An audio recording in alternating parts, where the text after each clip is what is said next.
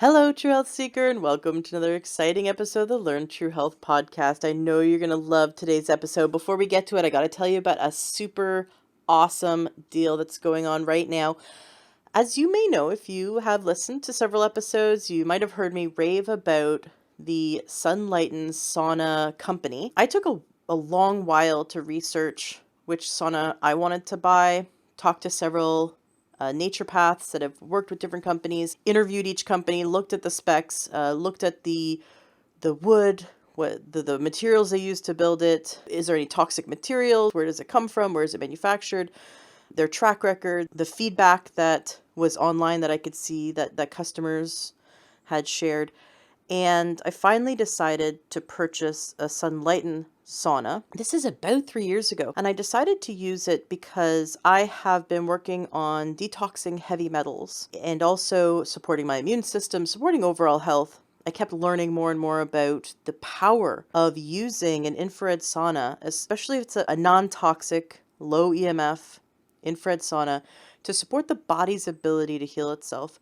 I have been so impressed with Sunlighten. Well, their customer service is great, but their products are fantastic. I've been very, very happy with the results that I've gotten and the detoxification results. It's a very gentle detox when we sweat out toxins. They have a special going on right now with their solo system. Now, what I like about the solo system, it's ultra low EMF. It's made of non-toxic material, and you can store it in your closet. It basically becomes about the size of a massage table. You can put it in your closet when you're not using it or under the bed. And that's fantastic for people who don't have 6x6 space in their house to dedicate, or their apartment or their condo to dedicate to housing a giant wooden sauna. So this isn't a wooden sauna, this is a solo system. They're having a huge sale right now from now until the 18th, so only the next few days. They're giving 25% off, and then in addition to that, they're giving our listeners an additional discount plus free shipping. The link is going to be in the show notes of today's podcast. So just go to the notes, whatever, if you're using iTunes or wherever you're listening, go to the notes and you'll see the link. You can also join the Learn True Health Facebook group as the information is posted there. You want to use the link, and then the link gives you the 25% off. And then in addition to that, you use this coupon code True Health Solo. And that also gives you the free shipping and an extra discount on top of it. I've had several doctors on the show of holistic medicine and functional medicine that swear by the system, including Dr. Mark Hyman, who lives in a condo, and he says it would be impossible to have a big wooden sauna in his small condo, and he loves traveling with the solo system. I also had Ryan and Teddy Sternagel on the show when they talked about how they helped their son, who had 2 rounds of cancer. He had cancer and then it came back. A very young baby at about a year old, he was diagnosed with cancer. And now, thank God, he is cancer free. I think he's about 7 years old now. And they used this solo system. They traveled with it because he had several surgeries at different hospitals through the United States. And I think he spent months in a hospital at one point, and they would use this system in the hospital with their young son when he was 3 or 4 or 5, helping him to get through the cancer treatments. This is something obviously you'd want to talk to your holistic pediatrician about, but you can use this system with children, responsibly, with adults. It's a gentle system. It allows you to detox through sweating. And if that's something that interests you, check it out. Go to the link, come join the Facebook group and check out the information there, and use the coupon code True Health Solo to get the additional discount. This is a quick sale that they're doing, so it is ending on the 18th. But if you're interested in getting any kind of sauna, check out Sunlighten. And if you choose to buy a Sunlighten, make sure you mention the Learn True Health podcast with Ashley James, as they give all my listeners a great discount. I made sure of that when I interviewed the founder, Connie Zach, and you can go back and listen to that interview as well. Thank you so much for being a listener of the Learn True Health podcast. If you ever want to reach out to me, please join the Learn True Health Facebook group. We answer holistic health questions there all the time. There's a lot of questions about, people just want to know, what do you recommend for this? Or I'm looking for a good recipe for that. Or how would you handle this situation with cleaning products or with dealing with colds and flus. And not only do I help and answer questions, but there are so many other wonderful community members that are in the holistic space that help as well. So you'd really be joining a fantastic community that's looking to support you in your health success. And so just join the Learn True Health Facebook group and definitely check out the Sunlight and Solo system using the coupon code True Health Solo and the link that is provided in the show notes of today's podcast, or go to the Facebook group. Awesome. Thank you so much for being a listener. Have yourself a fantastic rest of your day and enjoy today's interview. Welcome to the Learn True Health podcast. I'm your host, Ashley James. This is episode 448. I am so excited for today's guest. We have with us Rip Esselstyn. I am such a fan of your work. In fact, you don't know this, but we met a few years ago. Of course you don't. You've met thousands of people when you tour around the country giving lectures and talking about your books and your products. But I actually met you with my husband and I, and our son was at Whole Foods. And actually, I think our son was napping, so my husband stayed in the car. But I ran in, and I absolutely loved it. And you signed my book, to which I gave to one of my friends who also became plant-based. And I love your recipes. What I love about your recipes is they're so hearty, and they're so kind of manly. They're really easy to make for men to show them how delicious eating plants can be. And so actually since then, my husband went 100% vegan. He woke up one day and he said, I'm never eating another animal again. And I was shocked because he only ate meat for breakfast, lunch, and dinner. And then he woke up one day and said, absolutely never again. And about 5 days into eating plants, just plants, he turns to me and goes, if I knew this tastes so good, I would have done this years ago.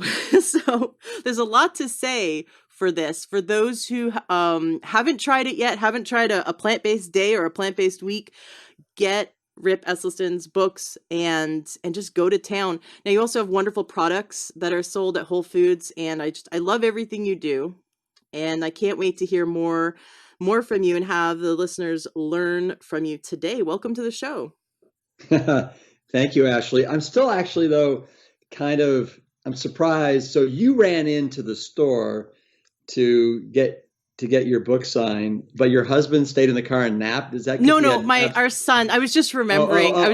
So our son was a baby at the time. It might have been 5 years. He's 5.5 now. It might have been about 5 years ago. And it was in Redmond, Washington.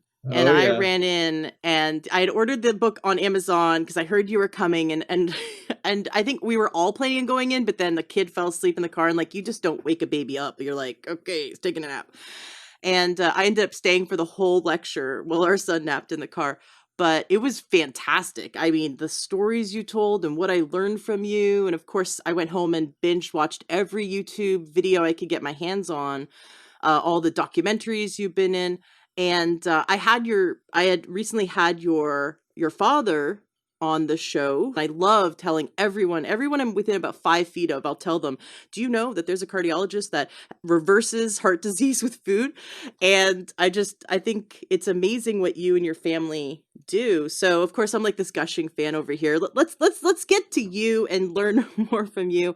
Rip, what happened in your life?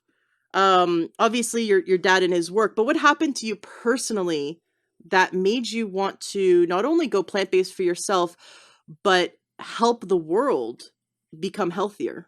Yeah. So, it for me, it's been a journey, and it all started with my father. I mean, it started with my father's research at the Cleveland Clinic, and you just said something that was a little bit off. So I'll correct you just to get it right. And my father has never been a cardiologist. And he often is mistaken as one because he's done such, kind of groundbreaking work in the field of halting and preventing and reversing heart disease. But he's a general surgeon, and his specialty was the thyroid, the parathyroid, and the breast. Fascinating. And so what I find to be so, and I'll use your word, fascinating, is the fact that between you look at Dean Ornish, Dr. Dean Ornish, you look at Nathan Pritikin back in the 70s, you look at my father.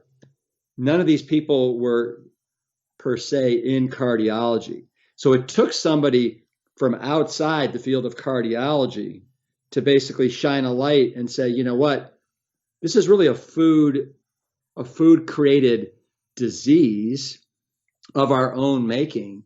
And if we can just eliminate all of the building blocks that promote heart disease, you know what? We don't have to go down that path.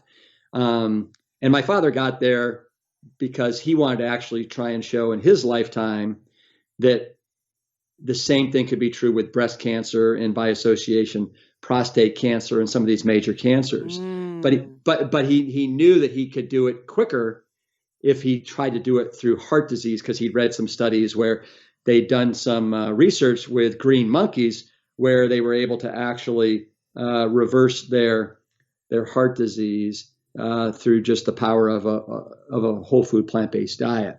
And then he dove into the research and looked at the epidemiological studies and found swaths of people living on the planet that had 1/100th the incident of heart disease, 1/50th the rate of breast cancer and prostate cancer.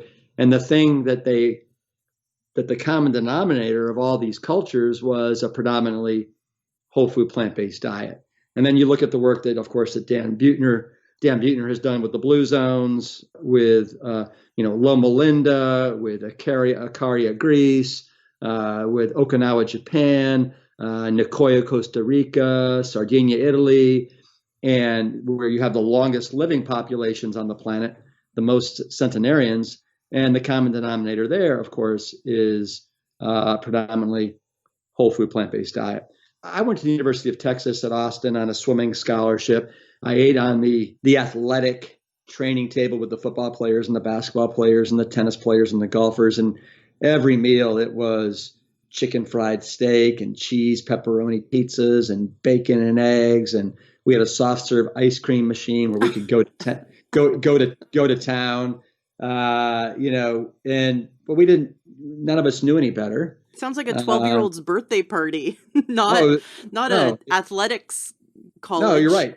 No, you're right. It was, and one of the premier universities in the nation, especially when it comes to the athletic program, right?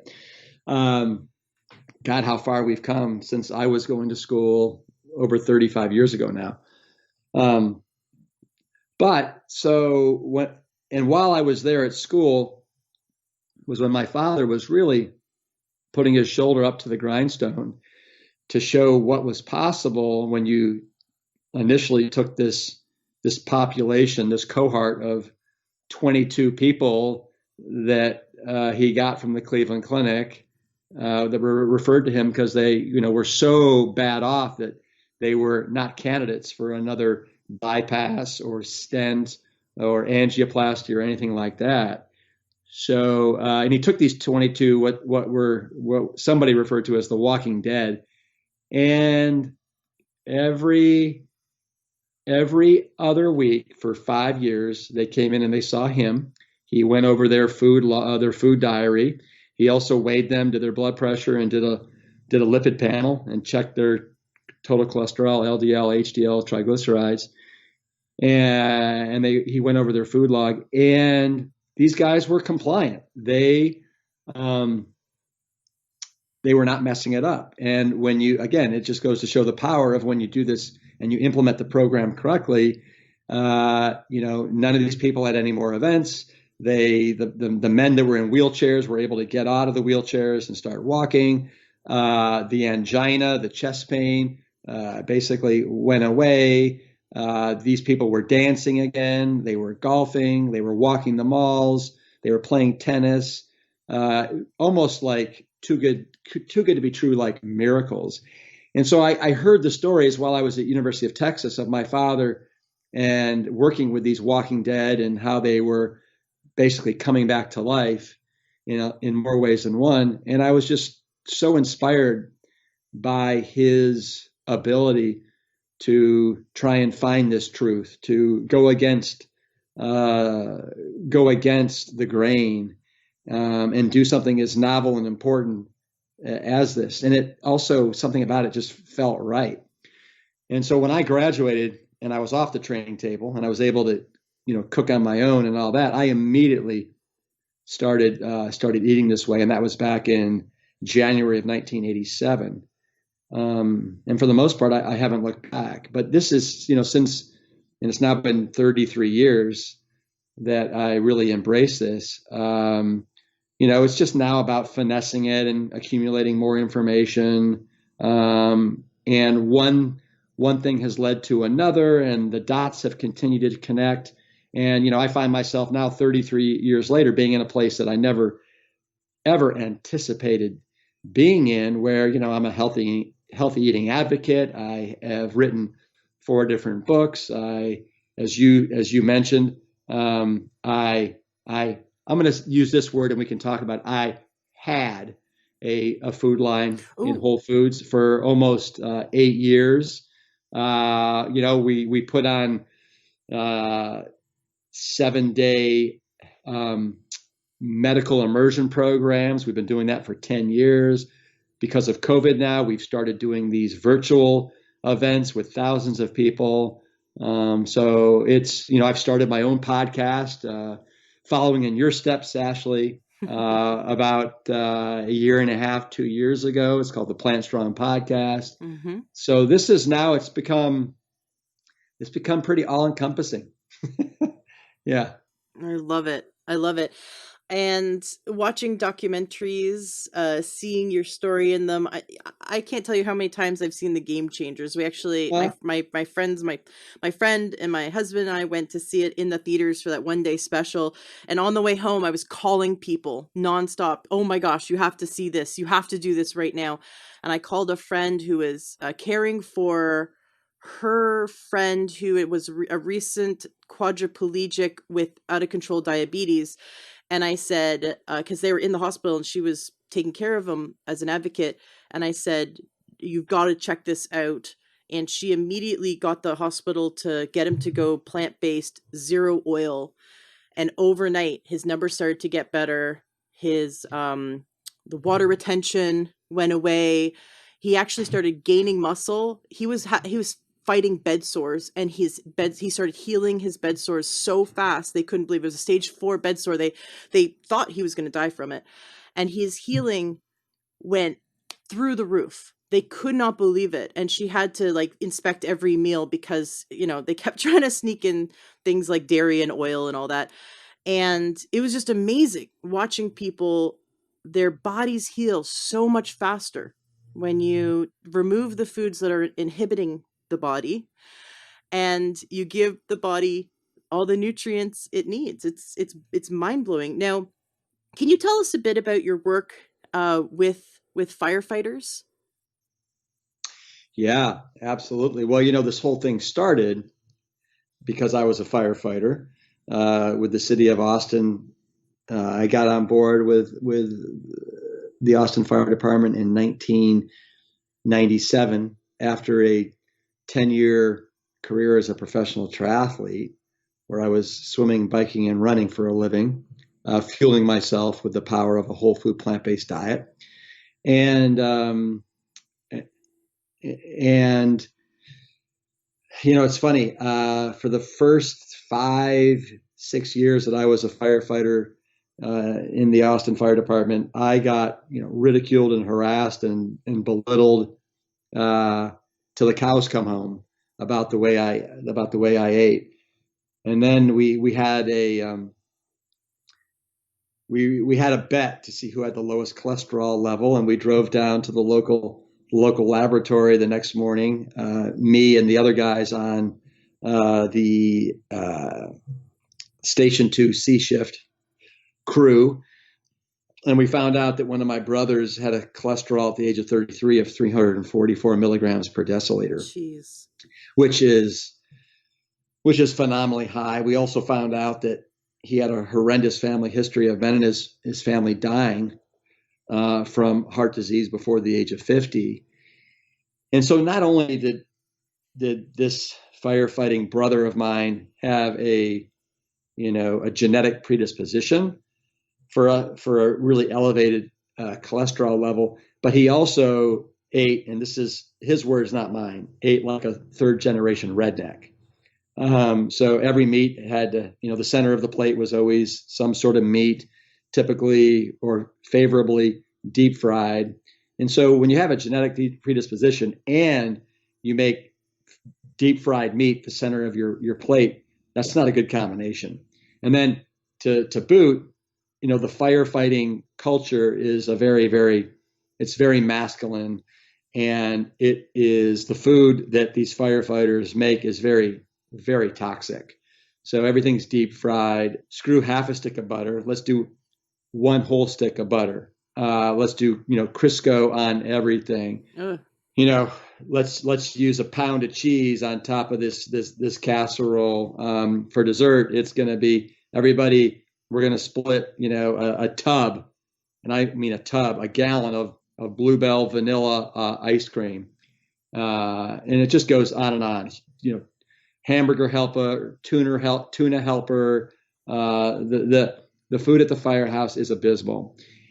And so the funny thing is, you mentioned, firefighters, is that if there's one culture on this planet that needs us more than anybody else, it's firefighters. And, Mm-hmm.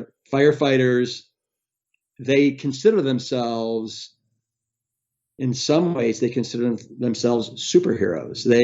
They are there when the shit hits the fan, and, they need saving, and they expect, a superhero, gold medal decathlete to come to the rescue.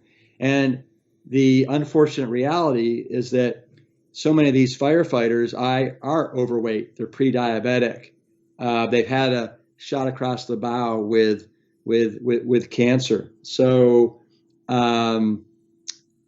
it's funny though how many fire departments across the country have, at a really slow and steady rate, and firefighters have been reaching out to me for help. I literally, right before I jumped on this interview with you, I got an email from a firefighter who's telling me he's battling PTSD. His weight has ballooned back up to almost 300 pounds. The stress of the job, he's starting to drink again, just all these things. And would I be willing to talk to him once a week? I've got fire departments that have reached out to me and asked me to do videos that they can then circulate out throughout their department. So anyway, the fire service is slowly but surely, I think, coming around to this message that plants really are king when it comes to nutrition. But there's still a lot of dinosaurs in that firefighting culture, no doubt about it. I'll give you another example. When I wrote my first book, The Engine 2 Diet, I did a pilot study that was comprised of 62 people for the first round. And we did before and after biometric screenings on everything, just like my father did with his patients back in 1980, 84, 85. But I weighed them in, we did blood pressure. I had a relationship with a lab, and we did a full biometric screening. I had a medical director. We did a step 3-minute step test where people did this step test, and then we measured their before and after heart rate to see how their heart rate was doing. And then we did all this again 4 weeks later. But one of the people that took part in this was a firefighter that I went through the training academy with. His name was Tim, and Tim was probably 220. He was one of the biggest firefighters when we went through the 6-month-long academy together in 1997. And then when I told him that when I was looking for people that wanted to participate in this pilot study for my book, he happened to call the station for some reason. I said, "Hey, Tim, how you doing?" He said, "Oh, I'm doing good. I've put on way too much weight. I said, oh, really? Like, where are you? He said, I'm over 300 pounds. I'm like, oh, Tim, wow. I said, well, hey, you know what? I'm doing this pilot study. If you're willing to eat, just whole plants for 28 days, I'd love to have you be one of the participants. He said, sure, I'd love to do it. I got nothing to lose. Tim lost 33 pounds in 28 days. His cholesterol, and surprisingly, his cholesterol was not that high to begin with. It was 172. And so for a big boy, that's not very high. But at the end of 28 days, it came down to 88, right? So he was below 100 on his total cholesterol. His LDL came down below 40. And it was just miraculous what he was able to do. But the reason why I'm telling you this story is that most firefighters, after they graduate from the fire academy, they will typically go out into the fire service and they kind of let their guard down. They get pulled into this toxic food environment where they're eating the same unhealthy food that everybody else is eating, and they're gaining somewhere between 3 to 5 pounds on average a year.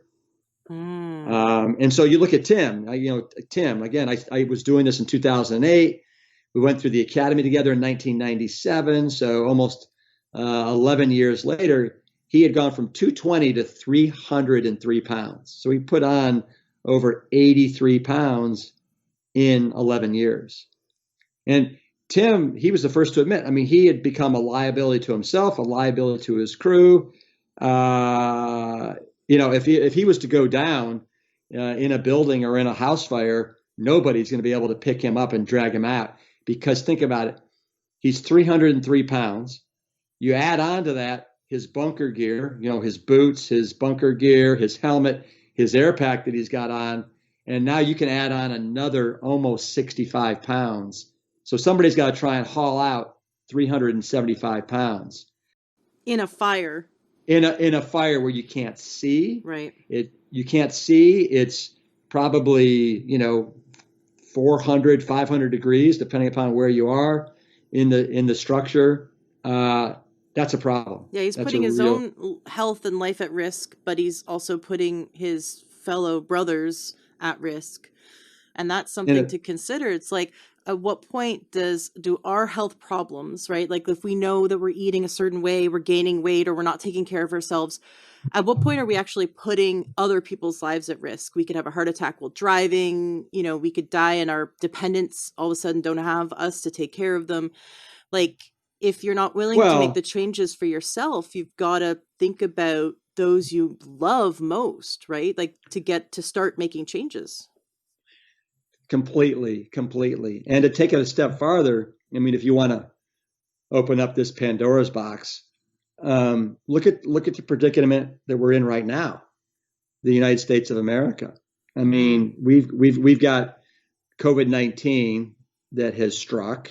I believe, and I may be off here by a percent or two, but I think it's 98.5 or 99% of the people that are being hospitalized for COVID-19 and are subsequently dying have some sort of underlying comorbidity, whether it's Mm-hmm. high blood pressure, elevated cholesterol, heart disease, cancer, weakened immune system or suppressed immune system.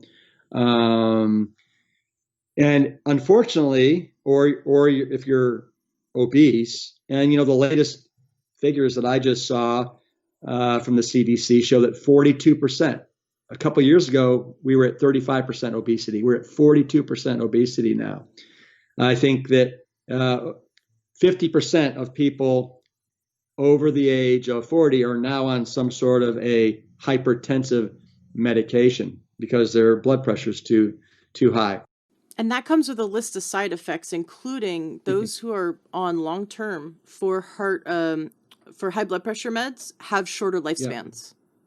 yeah, So yeah, being put on a med doesn't solve the problem. It masks the symptoms for now, yeah. but it makes things worse in the long run because we're not addressing the root cause. My head spun so fast watching so I've been a health coach for many years, and I watch the blood pressure, the triglycerides, the cholesterol come into healthy ranges, in blood sugar especially, come into healthy ranges so fast when people get off of oil, salt, sugar, processed food, and get on whole food plant based.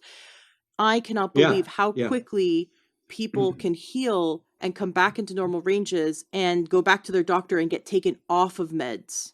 It's mind blowing. And a friend of mine's mother, within weeks of going plant based, said all her arthritis and all her arthritis pain was gone. All her pain was gone. yeah. Well, it's such an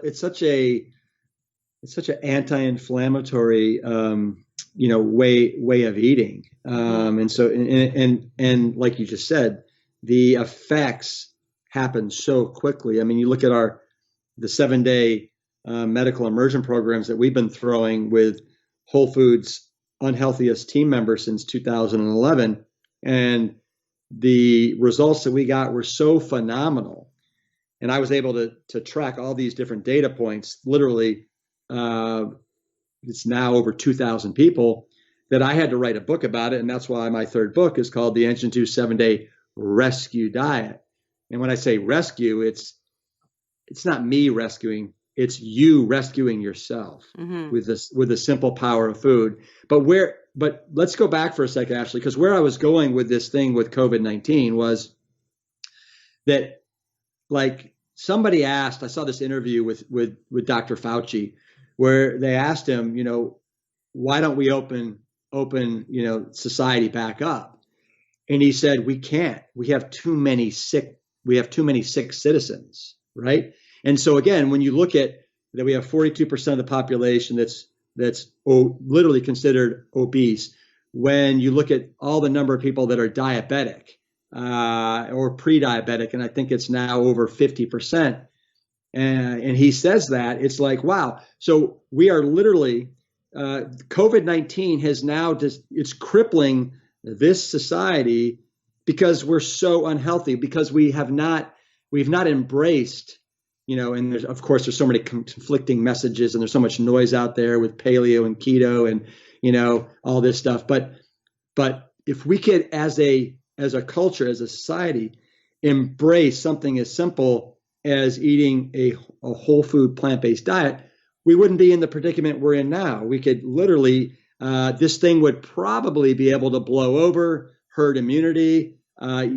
Sure, some people that are young and healthy are going to get hit pretty hard, but for the most part, like I said, 99% of people that are affected have some sort of underlying comorbidity and are over the age of 70. So if you're in that subset, you just really need to be super, super careful. But anyway, and I'll throw out one more thing, and that is a long time ago, Winston Churchill, he said something very, very profound, and that is healthy citizens are the greatest asset any country has. Wow. And I mean, again, look at where we are right now. 20 cents out of every dollar goes to healthcare costs.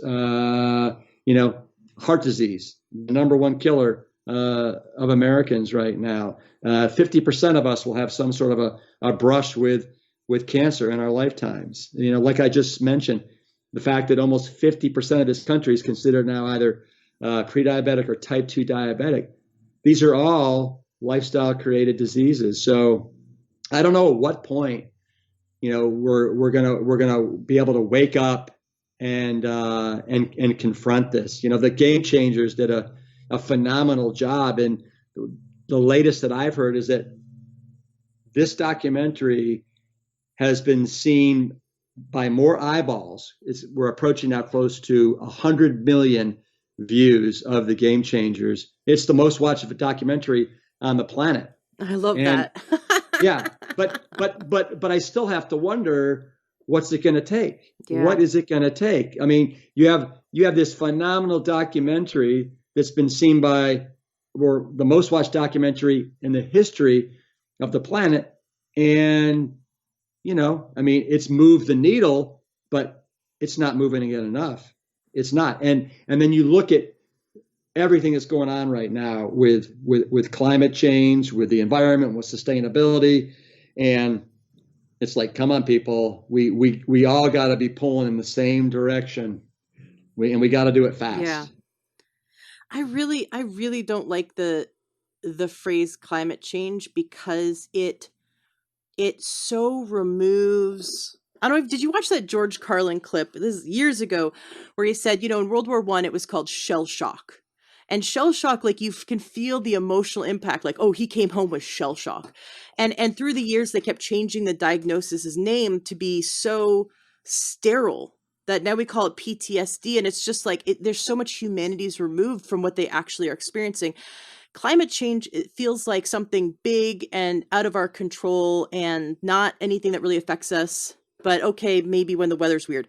But what I like to do is go back to the root, which is like pollution. Like, look at that word. Okay, I don't want to breathe in pollution. I don't want to eat pollution. I don't want it to be in my food. I don't want it to be in my water.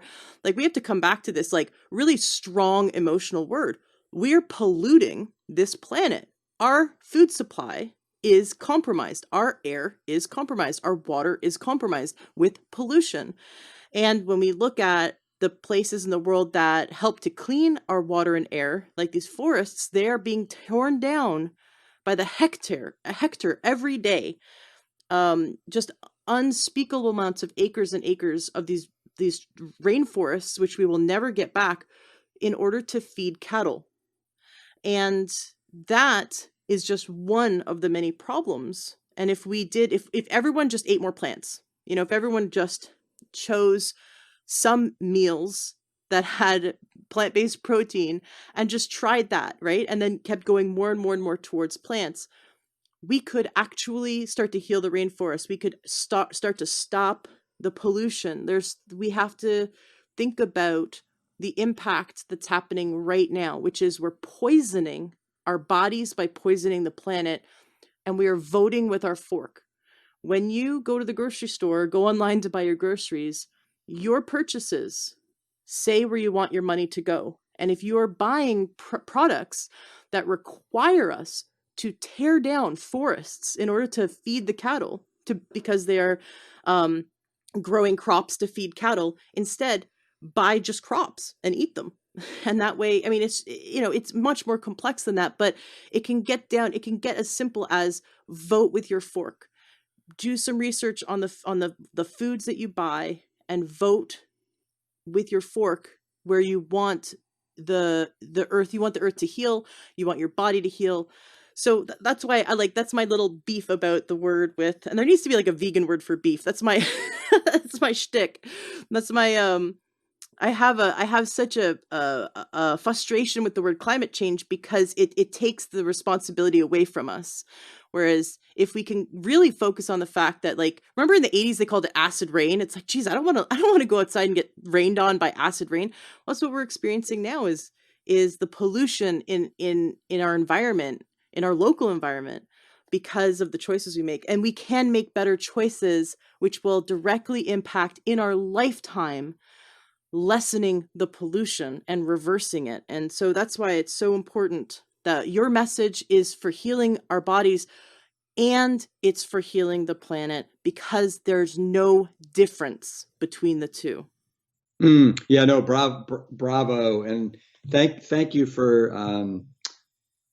bringing that up. I actually like that a lot more. Yeah, yeah. Yeah, we're polluting the planet, right? Right. And there's no Um, political, like, oh, climate deniers. You can't deny pollution. Like, it's right out your yeah, front door. Like, there's you can test water, soil, and air. We are polluting this planet. So yeah, you can't get political about it. It's the truth. yeah, And that way there's no denying it. So, but yeah, we can make yeah. change. We can make choices based on all of our consumption, based on what car we're going to drive, based on the clothing we're going to buy, if it's used or new or local, or whether we're going to buy local groceries or grow our own. It's every single choice with our dollar really does go towards making a sustainable and healthier planet for our own health right now. So anyways, that's that's my soapbox. You were in. Oh, no, it's good. No, that's Thank you. good. And let me add to that, you look at in the grocery space. And what has been growing about 20% year over year, and that is it's the plant based meats, it's the Right? plant-based cheeses, it's the plant-based milks, it's the plant-based yogurts. So plant-based is on a tear right now, Mm-hmm. and people are they're voting with their dollars, and they're voting that they want more plants and less animals. And so that's a really that's very very telling. Um, James Cameron, we were talking about the game Mm-hmm. changers, and he was one of the executive producers. Um, but I had the privilege of getting to meet James Cameron several years ago, and I also helped get him on board with the Game Changers project. And you said you went to the opening night of the Game Changers. Did you see the 20-minute Mm-hmm. clip afterwards? Yes. Yeah.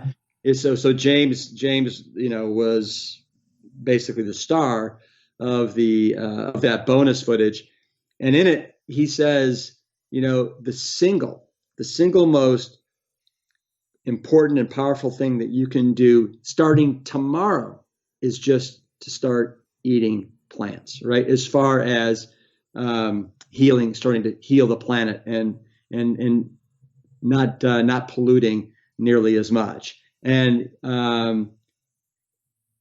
when you look actually at some of the data that's out there, and there's some from the World Watch Institute that's part of the World Bank that has the global greenhouse gas emissions that are caused by livestock. They wrote a paper. It's called, I believe it's called Livestock's Long Shadow. That 51% of global greenhouse gas emissions are caused by animal agriculture between the supply chain and the life cycle of us as a world, having this insatiable just kind of diet for animal protein. And 70 billion animals. It's incomprehensible. Mm-hmm. So anyway, I wanted to add that to the whole conversation we were just having. Mm-hmm. I really like the visuals in the documentary Cowspiracy. Although I don't like watching documentaries that like kind of lay down the guilt trip or make you feel like you're hopeless. And there's a little bit of that in there, but I just like urge listeners just to watch it for the visuals are really good, like showing, for example, like how much water is used for that one, I don't know, hamburger that you eat, like how much water actually needed to be used in terms of like the crops and also feeding the cow, versus if you just had like a bean burger, right? And so you can see like the environmental impact of that, or how much gas was used and how much CO2 emissions, and but also how Well, much like and fecal yeah, matter, right? Like no, I was just gonna say, yeah, how much poop is produced by yes. animals. It's staggering, right? Right. Yeah. Oh my In our gosh. environment, like there are parts of the Carolinas where when there's storms, like the water and all of the soil is really uh so unhealthy for the humans that live in those areas. And it's documented that the humans that live in those areas have incredible high rates of cancer, but they're kind of impoverished. They can't move away, and they just have to suffer because there's so much fecal matter and all the waste from the pigs, from the big pig farms out there. But just imagine if there's billions of animals that we're raising for slaughter, how much waste they create that is going to polluting the planet. So yes, there's a huge environmental, but we have to keep coming back to environmental equals our health, right? So healthy environment equals a healthy body. Um, Yeah. and we can come back to the science, which is eating a really, and just eating plants, but a whole food, meaning not processed or as little processed as possible, so that we're eating the whole plant and getting all the nutrients we require from it. And there's so much science, and you've mentioned some of the doctors and scientists that have made the published studies, and listeners can go to you through your books, through your dad's information, can go through learntruehealth.com and search whole food plant-based, and listen to all the other experts that I've had on the show about it. You can collect lots of information and see that the science is there and the science is sound and proven. you were in a while ago in a documentary called The Marshall Plan. It's on YouTube. I highly recommend listeners watch it. That blew my mind. That entire town took up a challenge to get healthy through the whole food plant-based diet, and that you actually went there, met with the Mayor. fire guys there, the firemen there, and that you got all the labs, and then you helped them with the diet, and then you got the labs afterwards. Can you tell us a little bit about your experience with the town of Marshall in Texas?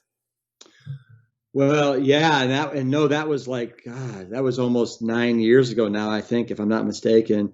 And what happened is the mayor of the town of Marshall and his wife, two just phenomenal people, they they got bit by the whole food plant-based bug, and it's really a testament to what can happen when one person that has a little bit of power um, can try and just spread the wealth. And so, I mean, we when we went there, there were restaurants that were serving these whole food plant based options. We put on a whole weekend long healthy eating symposium for the citizens of Marshall, Texas. Like you mentioned, I spent some time working with some of the firefighters. Again, Ashley, and I apologize. I've worked with so many different firefighters and fire departments that I can't specifically Oh yeah. remember how 9 years ago. I want you to remember all of the numbers. but I can't specifically remember how it went down But with they the just have to watch Marshall. the documentary for that. Okay, yeah, and I'm embarrassed to say I haven't seen the documentary.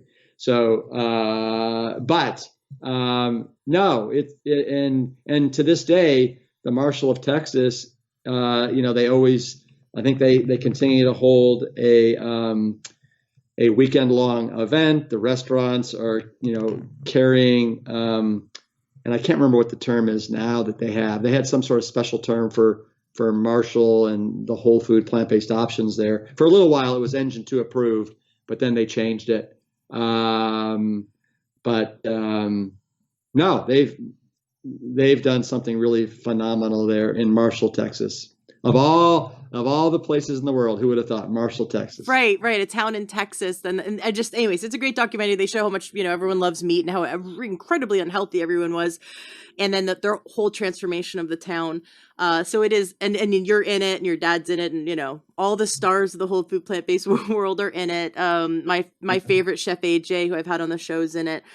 And the meals look really delicious, and I think it's a very authentic documentary. It feels very indie, which I love, and I'm gonna make sure the link to the Marshall Plan documentaries in the show notes of today's podcast, just so even though it's 9 years old, it's still incredibly relevant. And what I liked is having you walk through it with the firefighters.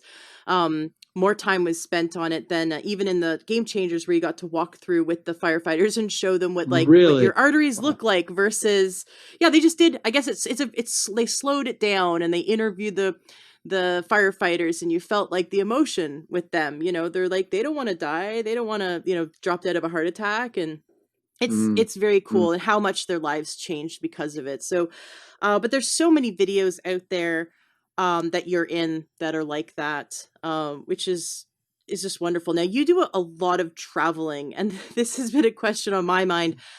What and how do you eat when you're traveling? Because you're in airplanes, you're at hotels, sometimes you're in areas of the world where it's not like Marshall, Texas, where there's a bunch of whole food plant-based restaurants. So how do you stay true to the whole food plant-based, no processed, no oil diet?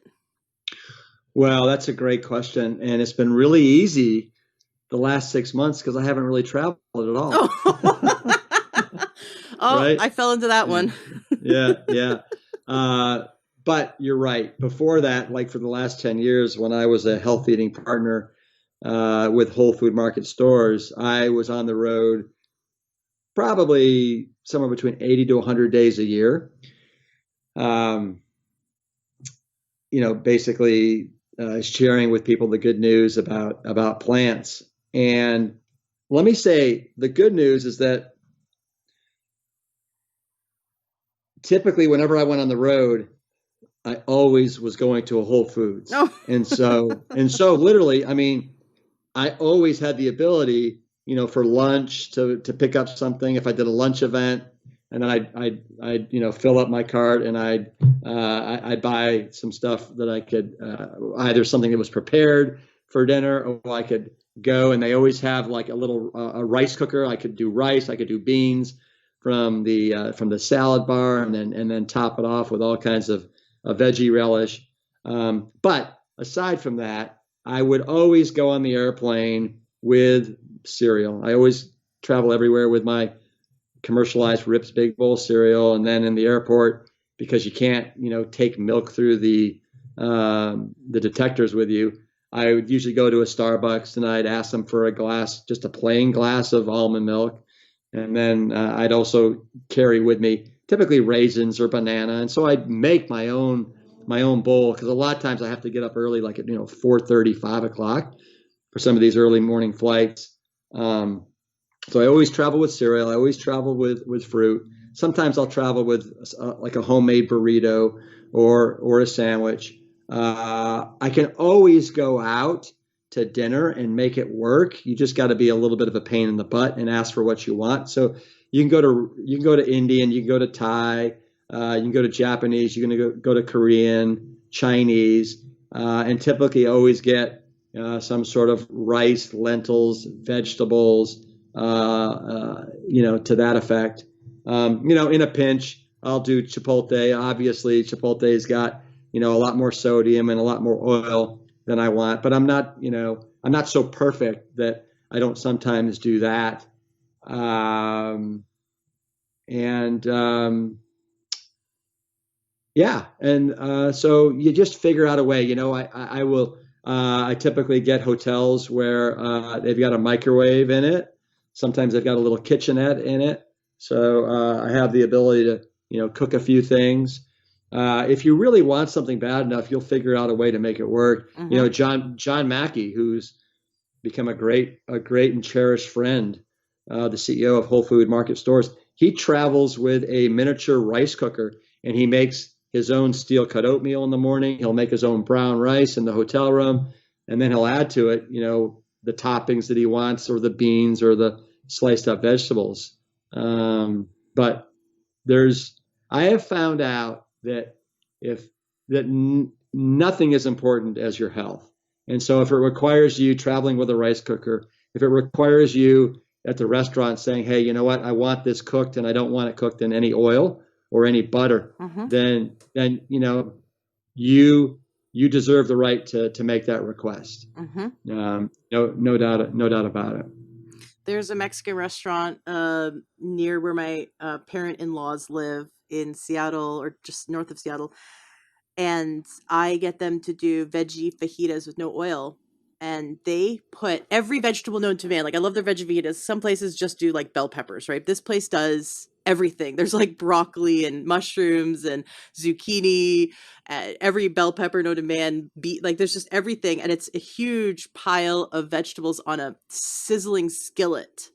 And they'll do zero oil for me, and then I'll get their platter with the beans and the corn tortillas and um the Yeah. guacamole, and you feel great, you feel full. It's wonderful. I love it. And then there's usually enough to take home, and so you just have to ask, right? You just have to be willing to ask, can Yeah. you cook that with no oil, or can you steam that? A lot of Thai restaurants will have in the back of their menu, for a few dollars, we'll have a side of steamed vegetables and brown rice, and you can Yeah. you can bring your own sauce. There's I love the 3-2-1 sauce that Chef AJ teaches, which is 3 parts balsamic, 2 parts any kind of mustard, and then 1 part maple syrup. But that's too sweet for me, so I do like half that amount, and just put it in a jar, mix, shake it up, and then just bring that wherever you go. You can put it on vegetables. It tastes Yeah. amazing. It absolutely Yeah. tastes amazing. You put it on steamed vegetables, put it on rice. And so you can get creative. And even like if so I like to do road trips, and Wendy's has baked potatoes. So I don't eat the skins. They probably pour oil on it anyway, but you can, you can find a way, but you have to get creative. And I think some people don't take the first step into trying even a whole food plant-based meal because they're like, well, I'm tired, I'm busy, my mind is spinning, I have bills to pay, and this is just another thing I have to learn how to do. It's kind of like learning a new language. But once you do it, once you jump in and learn and just try it, then it becomes very easy. I travel with my Instant Pot. I learned that from Chef AJ. I will Mhm. not go to a hotel that doesn't have at least some form of like fridge. And so I just, check in advance, make sure they have a fridge or mini fridge. And I bring my Instant Pot always, always, always, and then go to the grocery store once we get there. And we just do a little cookout in our room. And there's even some restaurant or some hotels that have hot plates that they will provide for you if they don't have a kitchenette. So I found that out when we went to Idaho a few months ago.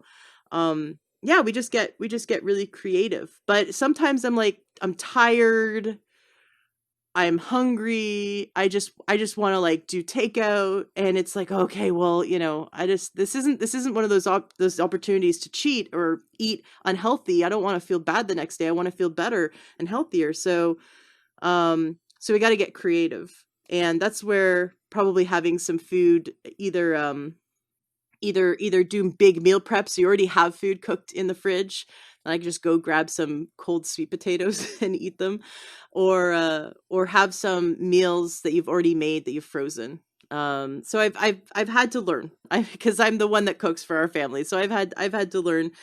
And what I'm always blown away is how delicious your recipes are. So yummy. No wonder you can convert big firemen that love to eat steak, to a whole food plant based Well, diet, because your recipes are delicious. And I know that you've had some of your family members make these recipes as well. yeah, well, Ashley, let me say that you have really embraced the lifestyle, and you got it going on between doing the bulk cooking for leftovers and then freezing. But you get into a routine where you learn how to do it, and it's not that difficult, and it's so worthwhile. And Absolutely.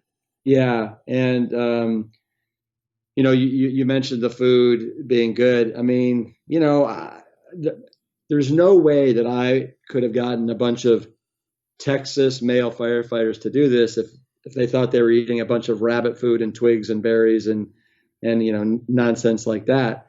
And so literally from the beginnings of this, it was always hearty, as one person said, mantastic, you know, mantastic food that fills you up and sticks to your ribs. And that's why, you know, if you look in a lot of, the Engine 2 cookbook, or Plant Strong, or the Engine 2 cookbook, you'll see that it's a lot of pizzas and burritos and casseroles, and stews and chilies, and it's just hearty, filling, food. And of course, Hmm. we've got our fair share of really big, muscular salads as well. But it's very intentional that the food is leans towards being, more firefighter man friendly, and Hmm. that's all not at all a knock on women, but yeah. No, no, so as a woman, I can say that we, as all women, I will speak for all women, would be happy to bring home a cookbook for our male counterparts in our lives Yeah. that they would embrace because it's so delicious, and we're kind of secretly also helping them get super healthy, right? So there's not a lot of like whole food plant-based cookbooks out there that would make a man feel like they could do this, right? If they've eaten meat every every day of their life. And so yours, that's what I love about yours, is like they are super hearty. I love the chilies. Oh my gosh, don't get me started. And I make them all in the Instant Pot, by the way, so it's like really easy to make. super Nice, easy. nice. Yeah. And what's interesting about the Instant Pot, I don't know how much you've looked into sort of they call them the anti-nutrients that some people are really sensitive to, makes them have gas and bloating. But when you Hmm. cook beans and lentils in the Instant Pot, it destroys them, destroys the anti-nutrients. And so people that often go, oh, I couldn't do that. I couldn't eat that way because I'd get gassy. Well, if you use the Instant Pot, the pressure and the heat of the Instant Pot destroy the anti-nutrients and make it so much easier to digest, and it doesn't cause that gas problem. So that's why I love using Instant Pot for all the beans and lentils that I make. Isn't that interesting? It Wow. is. Yeah, well, we have a rice cooker, but I don't have an Instapot, and I probably should get one. I know that Chef AJ would be very happy if decided to get one. You really So need to get one, and you guys should do like a little video together where she yeah. teaches you how to use the Instant Pot. So I actually own 3 Instant Oh my. Pots. Yeah, yeah. Last Thanksgiving, I made, oh, the most delicious. I came up with this recipe for like a shepherd's pie, and I got 4 huge disposable aluminum tins to bake them in, because I got one for us for home. I brought one to the in-laws for Thanksgiving, and I gave 2 away. One to a funeral who had they were Seventh-day Adventists, and they just lost their daughter in a car crash, and Mm. so I donated that to their funeral, and they really appreciate that, and I mean it's the least I could do. And then the fourth one was given to my friend's family, who my dear friend Naomi went whole food plant-based to reverse her heart disease, and then everyone else in the family started to, and she has 3 sons and a husband, and now the husband raves about it, and her parents rave about it.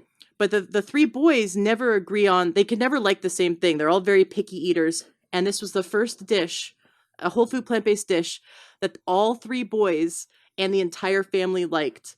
And so the reason why I got 3 Instant Pots, because I used to only have one, is that when making it, I did the potatoes in one, the lentils in the other, the vegetables in the third, and I made it a layered dish. And because I was running out of time, so I ended up getting 3 Instant Pots to make the whole thing. And I constantly use 3 Instant Pots. I'll make potatoes or rice in one, or sweet potatoes, yams. I'll make beans or lentils in the other, and then I'll steam vegetables in the third.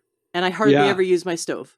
If I use yeah. the Instant Pots, I hardly ever use the stove, and it's actually way quicker to use the Instant Pot, and the food comes out really fresh, right? Instead of like, something that's been cooked too long. So anyway, I'm Well, a raving fan of the Instant Pot. You should definitely get one and play with it.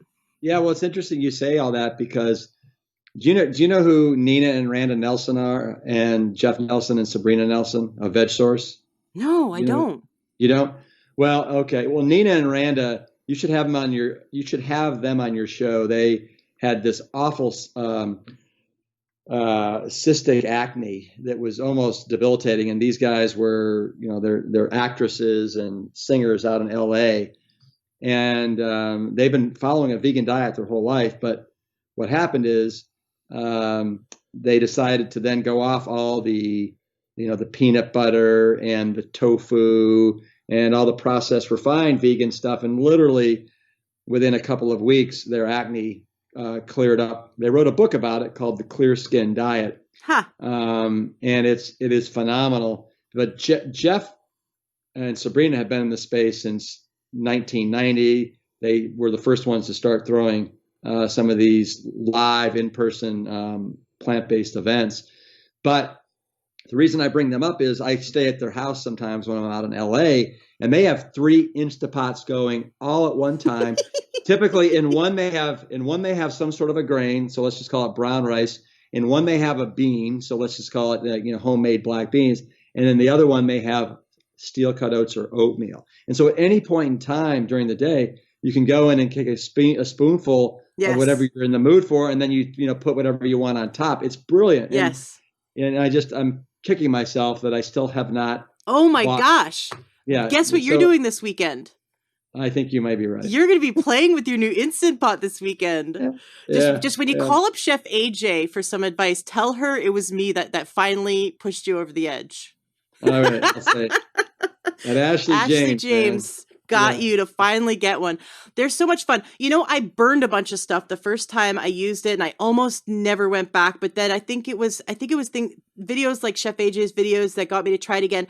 You got to be willing to experiment and fall on your face in the kitchen. You've got to be yeah, willing to burn a few things because that's how we learn, and it's okay. It's some of your meals don't have to be awesome, but please learn from those experiences because now I'm like such a passionate chef in the at home. Um, because food is the gateway to our health, and it is yeah, you walk into your kitchen, you're walking into your pharmacy, and so that's just one of my favorite tools is the Instant Pot because it saves me so much time. But also it's actually a health aid because it does break down those anti-nutrients for many of the grains or beans and legume lentils. yeah, Awesome. yeah, Awesome. Now you've yeah. got a program coming up. I definitely want to make sure we talk about it. So you used to do like with thousands of people these boot camps where you changed their lives and then like you said you documented it and wrote about it in one of your latest books. And I got to see that actually because I met several Whole Foods employees who had been through your program. It's Oh life yeah, changing. Yeah, absolutely. I love the stories that came out of that. And then with COVID, now you've gone digital, which is great because now actually more people can have access to this boot camp. So you've got a program coming up really soon. Tell us all about it. What would we get by joining it? What is the experience like? And what kind of people is this meant for?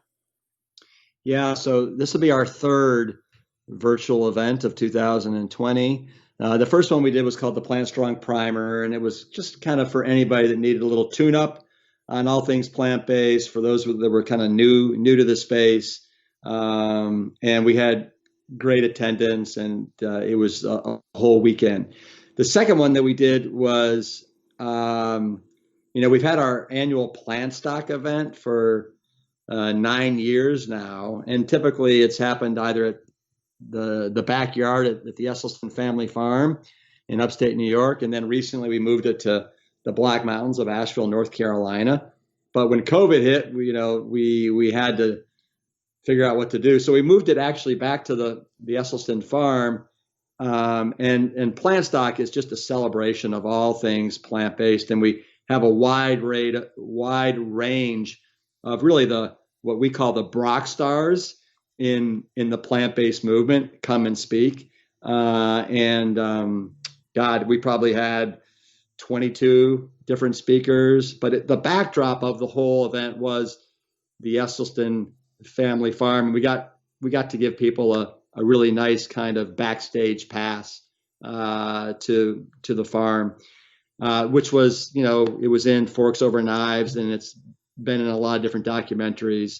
And it's a very, very special place in the Esselstyns, for the Esselstyns, because it's been in the family for almost 350 years. Jeez, wow. Yeah, yeah, and so it was just, and we're so grateful, and we're as a family we know how lucky we are to have this in our lives and this special resource, and so we wanted to share it with people, and that's on my father's side of the family. So my father grew up on this farm in upstate New York. This next event that we're doing October 23rd and 24th. It's called the Engine 2 Kitchen Rescue. And it's actually going to take place in Cleveland, which is where I grew up. It's where my father, spent over 40 years at the Cleveland Clinic. But my father met my mother in Cleveland. He was going to Case Western Reserve Medical School. My mother grew up in Cleveland. Her grandfather was the founder of the Cleveland Clinic, believe it or Oh, not. In 1921, he founded the Cleveland Clinic. My mother's father, we call him Barney, was just an absolutely revolutionary surgeon. He really single-handedly brought to this country the what we call the instead of doing the radical mastectomy, he believed in the partial mastectomy, lumpectomy, which is not nearly as disfiguring At the time, it was considered very radical, a radical approach to treating breast cancer. But now it is now the preferred method Mm-hmm. for breast cancer. So my father, I don't want to get too far off track with that, but so my father was going to medical school. His father and my mother's father both went to Yale and crossed paths because my dad's father actually played football at Yale and was one of the coaches after he graduated. And so he was one of the coaches for my mother's father while he was going through Yale and on the football team.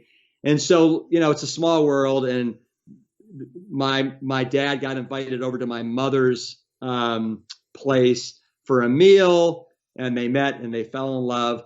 But this kitchen rescue event is going to take place at a place called the Knob, and it's this really phenomenal woodsy location in Northeast Ohio. It's about 20 miles outside of Cleveland.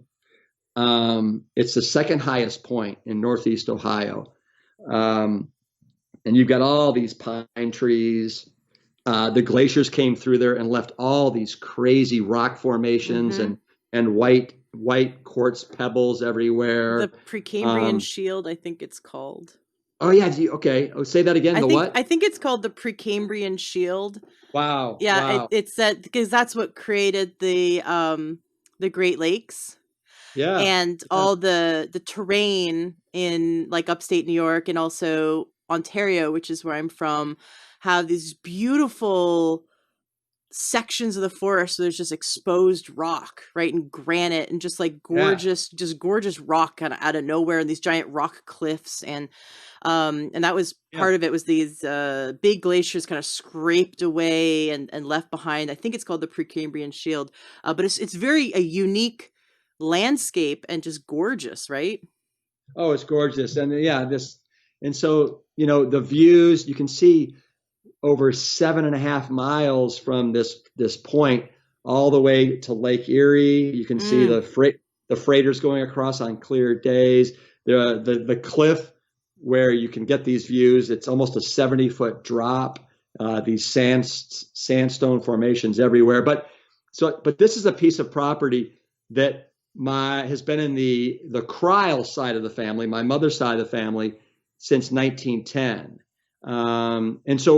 And there's this cool house that my parents built that's on top of it now that's made from these huge 5 foot by 3 foot sandstone rocks and these huge Douglas fir beams that came from somewhere in Lake Erie that my father, one of his heart patients was a truck driver, and he got this truck driver to basically load up and go and bring back like 15 of these huge Douglas fir beams that serve as the part of the structure of this house. But we're going to have this as the backdrop to the kitchen rescue, but we're going to be making all kinds of fantastic meals, going into the holiday season. We're going to have, do you know who Dr. Will Bolshewitz is? the name sounds familiar, but no, I don't. So, okay, he wrote a book called Fiber Fueled. Oh, okay, Uh, right, right. it's so hot, but Will be joining us. We're going to have a couple amazing transformational stories. But mostly it's going to be time in the kitchen. Time in the kitchen. We're going to send out to all of our attendees all the different recipes, grocery lists that people want to cook along with us. And it'll be, we're going to teach people how to read labels, pantry clean out, what to put in place of some of the no-nos that maybe a lot of us have in our freezers and in our refrigerators and in our pantries. And it's going to really be highlighted by my sister Jane, my mother Ann, my father, myself, my brother-in-law Brian, and it is going to be, everything will be videoed. It'll be live, so this isn't something that's pre-recorded. It's all going to be live, and then afterwards, people will have access to the videos for up to a year. So anyway, in a nutshell, a big nutshell, that's the extent of it. This is cool. So who should attend this? Is this for newbies? Is this for people with major health problems? Like who would get the most out of attending your upcoming event October 23rd and 24th? Well, listen, to me, it's for anyone that is looking for to get their head around some new exciting recipes, some fantastic recipes going into the holiday season.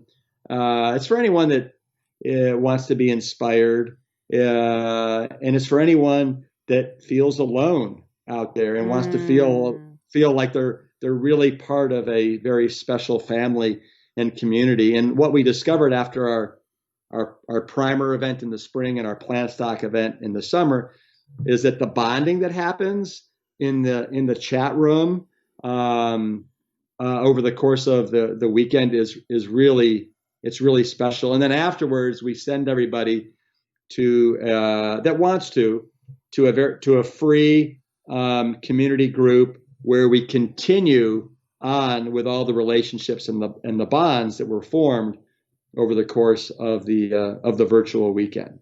That's very cool. You know, I know several couples, very happily married couples who've met in chat rooms, much like what you're describing. So, also good for singles who would like to Yeah, meet other singles who are looking to get healthy together.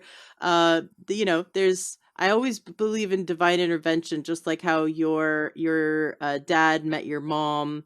That feels a lot like that there is some divine guidance going on, and how I met my husband. There was a lot of it took a lot of divine intervention to bring us together. So when you well, it's look at funny. No, but it's funny you say that because there were people in the chat room during plant stock that were like, I can't date anybody anymore that's a mediator. I just can't do it. I have to yep. I have to find somebody that shares the passion and the values that I have around plants. And then there's people that are divorced that are looking for somebody as well. So this is luckily I am happily married, and we have a plant strong family, and the kids are all on board. Everybody's on board with it, and it's really nice when you can have a united front with your partner and with your Mm-hmm. kids and your family. But I can tell you, if I was starting over again, uh, I don't think that just like I don't think I could ever marry a smoker. I don't think I could Right. ever marry a meat eater. Just the smell of the meat in the kitchen, cheese in the refrigerator, chicken breast, fish. I just find it all to be, frankly, just so revolting now. What's really interesting about that? So again, my husband who ate beef breakfast, lunch, and dinner. Maybe he had pork for breakfast, but that's all he ate when I met him. And I tried to get him to eat something else other than meat, and that was just meat, meat, meat every single day. And we've been married for 12 years. Um, After he just woke up one morning and said, "Never again, never, ever, ever again." Within a matter of weeks, he began to become disgusted by the smell of Yeah, meat, by the sight of meat, and it really he is actually like completely turned off by it. And what 180-degree, you know, I mean, just transformation. But I noticed it in myself too, and I never ever thought I saw it in him. I never thought it would happen in me. But I also noticed that the more you stay away from it, the more it actually feels unnatural mm, to mm. consume an animal or animal products. And I was very pro eating animals before this, but was my health journey that led me, and this podcast and interviewing, because I want to interview everyone on all these different points. And um I want to bring in all the information that I can, and to help people to heal, because I suffered from many diseases including diabetes and reversed it with nutrition. And so just through my own learning and adapting this way, I noticed that my desires, my cravings changed now. Like I have a Pavlovian response to kale. Like I just start salivating when I think about plants. It's really That's funny. interesting how our body will adapt and change. So I think for people who, are still primarily meat eaters, just try a meatless Monday, or try few meals a week, or just try a 7-day challenge like the one that Rip, wrote about in his book, and just notice how great you feel, and let that motivate you to use food to heal your body. Now, I'm very excited for your upcoming event, October 23rd and 24th, Plant Strong Primer Kitchen Rescue. It's going to be delicious. I just know that. And by then you will have bought yourself an Instant Pot. So Yeah. you and hopefully all the listeners will get themselves an Instant Pot, and then we can all cook along with everyone in your live online event.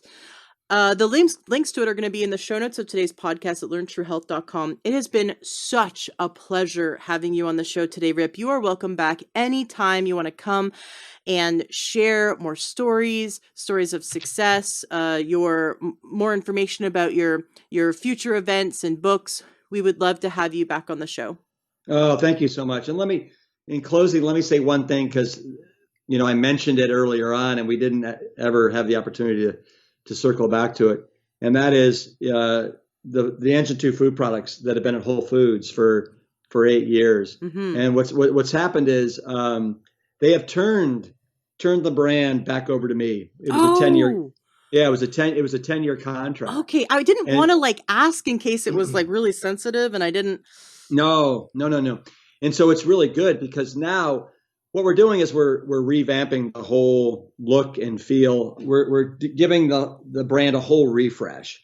So instead of being called Engine 2, it's going to be called Plant Strong. We are going to have a little, Engine 2 in the upper right hand corner, just to give a nod because that's the whole origin story, right? Was at a fire station, Engine 2. But the packaging is it's so beautiful, it's so colorful, it's so wonderful, and we're going to have a limited variety of products at retail outlets, including Whole Foods, starting in February of 2021. So we're going to start with some veggie broths, and then also some chilies and some soups. And then online, we've started a e-commerce store that's where people can go right now today. We have the cereals and the granolas, and we have the pizza kits with the pizza crust and the sauce packs. And then we're slowly, every couple of months, going to be adding more and more products to the e-commerce side of things. But in 2021, 2020, as we're dealing with COVID-19, we're just trying to figure out how to be smarter and more streamlined with our offerings and what makes sense. And the D2C play, the e-commerce, is really people are buying more and more food that way, and Mm-hmm. this way it allows us to get food to people, these premium products at a better price point. Oh, great. Well, I love that. Yeah, I just started buying all my groceries online because it just freed me up from so much Mm. time. And I used to love going grocery shopping, but with COVID and masks and hand sanitizers and people like looking at you worried, like, oh, are you 6 feet away from me? And I just don't want to cause people stress or live through that stress. So I feel very, very blessed and fortunate to live in an area where I can have my groceries Yeah. delivered, and or I can order stuff online. I just ordered some Whole Foods or a whole food plant-based cereal actually just last night. I normally don't eat cereal, but I'm pregnant right now with our second child, and I'm like, Uh, my cravings luckily have been healthy ones. yeah. Yeah. Yeah. Good for you. Yeah, absolutely. Rip, it has been such a pleasure. Thank you so much. I can't wait to attend your event coming up October 23rd and 24th, Plant Strong Primer Kitchen Rescue. And of course, all the listeners are invited to attend as well. Let's see you all in the chat, especially the singles who want to get healthy together. I just think that'd be so cool to hear some love I stories. I I we're gonna do it. We're gonna do it. And just so you know, there'll be several thousand people that'll be partaking. So this is going to be a big party. It will be a pre-holiday kitchen party where we're going to get in, roll up our sleeves, and make potatoes and lasagnas and pizzas together. It's gonna be a blast. Sounds great. Can't wait. Thank you so much, Rip. Please come back on the show anytime. We'd love to have you. Thank you so much, Ashley.